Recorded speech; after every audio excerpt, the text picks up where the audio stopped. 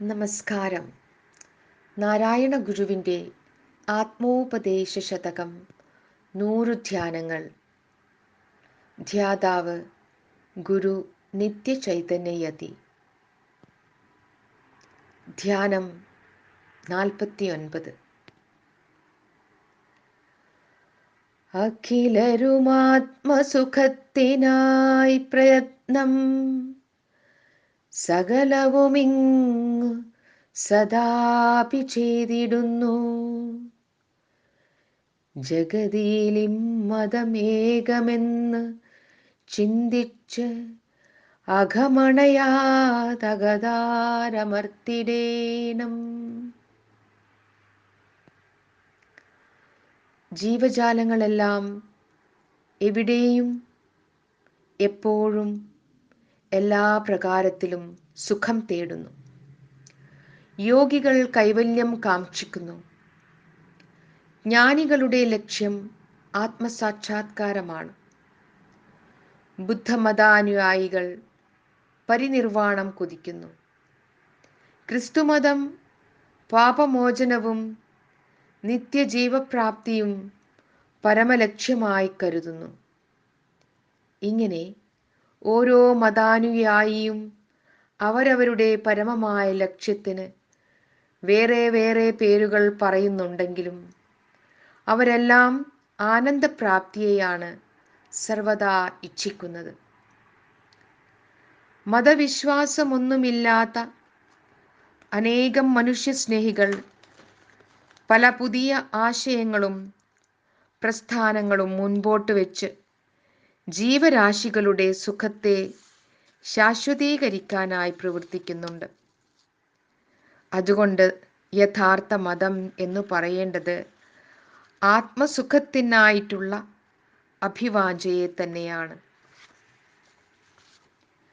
കഴിഞ്ഞ 48 ശ്ലോകങ്ങളിലും പരാമർശിച്ചിട്ടുള്ള ആത്മാവ് ഈ കാണപ്പെടുന്ന ചരാചര പ്രപഞ്ചത്തിൻ്റെ എല്ലാം അന്തഃസത്തയായി അവയിലെല്ലാം സന്നികൃഷ്ടമായിരിക്കുന്നതും എന്നാൽ സർവാതിരിക്തമായിരിക്കുന്നതുമായ ഏകവും അഖണ്ഡവുമായ അറിവ് മാത്രമാണ്. ആ അറിവിൻ്റെ സ്വരൂപ ലക്ഷണം ആനന്ദമാണ്. അറിവ് വികലമാകുമ്പോൾ ഉള്ളത് ഇല്ലാത്തതായി തീരും, ഇല്ലാത്തത് ഉള്ളതുപോലെയും തോന്നും. അറിവില്ലായ്മയെ അറിവായി കരുതും, ദുഃഖത്തെ സുഖമായി എണ്ണും, ഏകമായിരിക്കുന്നതിനെ പലതായി കാണും.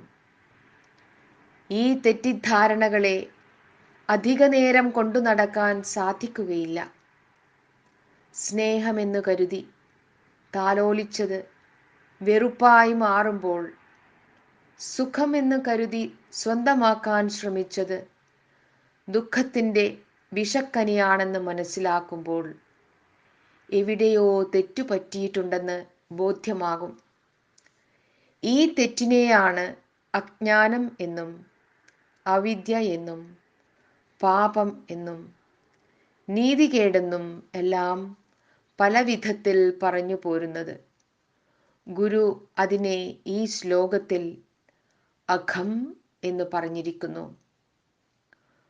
ഒരു നായ് പോലും തൻ്റെ വർഗത്തിൽ നിന്നും തുലോം ഭിന്നനായ ഒരു മനുഷ്യനെ സർവാത്മനാ സ്നേഹിച്ച് അവനു വേണ്ടി സ്വന്തം ജീവനെപ്പോലും വെടിയുവാൻ തയ്യാറാകുന്നു. ആ നിസ്വാർത്ഥതയുടെ പിന്നിൽ ശരീരാന്തരമായ ഒരു സത്തയുടെ മുറിവില്ലാത്ത ഏകതയും മൂല്യവും ആ നായ് അറിയാതെ തന്നെ അംഗീകരിച്ചിരിക്കുന്നു എന്നു വേണം പറയുവാൻ. ഒരു നായ്ക്ക് അത്ര കണ്ടു പോകുവാൻ കഴിയുമെങ്കിൽ അതിനേക്കാൾ എത്രയോ ഉയർന്ന ചിദ്വിലാസത്തിനു പാത്രമായിരിക്കുന്ന മനുഷ്യന് നിശ്ചയമായും സകല ജീവജാലങ്ങളെയും തൻ്റെ ആത്മാവിനെ പോലെ സ്നേഹിക്കുവാൻ കഴിയും. തൻ്റെ നിഴൽ തന്നെ തൻ്റെ ദൃശ്യത്തെ മറയ്ക്കുന്നത് പോലെ അഹന്തയുടെ സ്വാർത്ഥപരത പലപ്പോഴും ഏകത്വബോധത്തെ ശിഥിലമാക്കുന്നു. അതിനിടയാകാതിരിക്കാൻ എപ്പോഴും സൂക്ഷിക്കണം.